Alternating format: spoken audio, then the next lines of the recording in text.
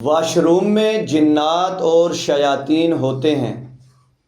اگر ہم دعاؤں کا اہتمام نہیں کریں گے تو ہمارے مسائل بڑھیں گے، ہم ذہنی مریض بنیں گے، بیماریاں ہم پر مسلط ہوں گی، گھر میں لڑائی جھگڑا شروع ہو جائے گا، چھوٹی چھوٹی سی بات میں آپس میں اختلاف ہوگا، طرح طرح کے مسائل بنیں گے، بچے بیمار ہونے لگ جائیں گے، آپ بیماریوں کو شکار ہونے لگ جائیں گے۔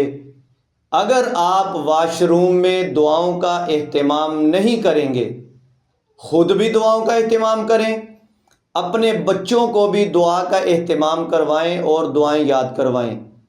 نبی صلی اللہ علیہ وسلم نے فرمایا کہ واش روم میں جنات اور شیاطین ہوتے ہیں، تو لہٰذا دعاؤں کا اہتمام کریں۔ واش روم میں جانے کی دعا آپ کو میں یاد کرواتا ہوں، آسان سی دعا ہے۔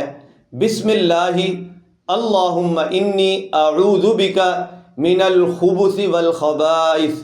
یہ واش روم میں جانے کی دعا ہے، خود بھی اس کا اہتمام کریں، اپنے بچوں کو بھی اس دعا کو یاد کروائیں۔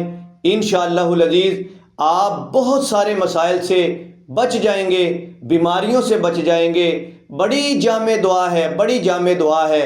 اللہ کے نبی علیہ الصلوۃ والسلام نے اپنی امت کو بتائی کہ یہ دعا کا اہتمام کریں، بلکہ آپ واش روم کی دیوار پہ اس دعا کو لگائیں۔ جب آپ جائیں آپ کو یاد آئے گا، آپ پھر یہ دعا پڑھیں گے۔